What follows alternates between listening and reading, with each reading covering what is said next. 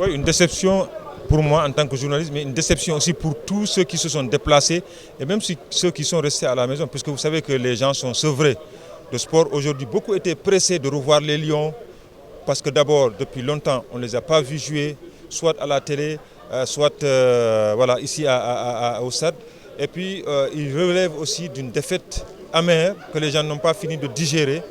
Donc aujourd'hui, c'était l'occasion pour tous les Sénégalais de revoir leur équipe nationale à la maison. Les Thiessois étaient pressés. Vous avez vu, c'est vrai que voilà, on a réduit l'entrée au stade avec des billets jugés trop chers, 20 000 francs, 50 000 francs. Donc ça veut dire que c'était une façon pour la fédération de retenir les gens, rester à la maison en quelque sorte, de pouvoir gérer un peu l'affluence, éviter que les joueurs soient exposés. N'empêche, les gens étaient pressés quand même de rester à la maison devant le petit écran et de revoir les Lions à domicile. En plus de ça, Sénégal-Mauritanie, toujours les matchs de la sous-région, c'est des derbies. La Mauritanie, autant la Mauritanie avait envie de créer des problèmes au Sénégal, de donner du fil à retordre au Sénégal, autant le Sénégal avait envie de faire oublier le match, la défaite donc au Maroc. Donc vous voyez un peu comment ce match était attendu. Aujourd'hui, c'est une déception. Nous sommes déçus parce que nous avions déjà effectué le déplacement. Ceux qui sont restés à la maison également sont déçus. Je suis sûr que les joueurs sont déçus. Voilà, parce que c'était l'occasion pour eux de se racheter. Même Aliou Cissé, il doit être déçu. Donc, mais c'est la volonté, bon, volonté divine, mais la volonté du corona. Parce qu'aujourd'hui, vous conviendrez avec moi que c'est une pandémie qui perturbe le monde du sport notamment. Combien de matchs sont annulés? Même le Mali devait jouer, mais son match est annulé. On a appris aujourd'hui que Cristiano Ronaldo a été testé positif. Chaque jour, on voit des sportifs testés positifs. Donc, cela veut dire qu'aujourd'hui, c'est le coronavirus qui commande le monde.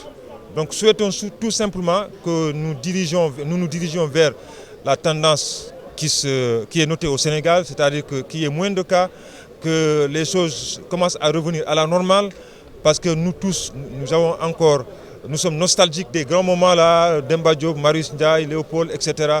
Donc vraiment, aujourd'hui, bon, on se soumet à la volonté de la Covid-19, mais on souhaite encore une fois que les efforts consentis jusqu'ici soient couronnés de succès et que sous peu, que nous soyons débarrassés de cette pandémie-là. En fait, à l'entrée de Thiès, disons vers 16h moins, donc j'ai vu le communiqué de la Fédération de football, puis j'ai dit, c'est moi Basile même qui m'a appris ça. J'ai dit, mais comment?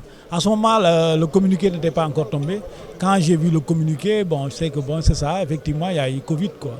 Ouais.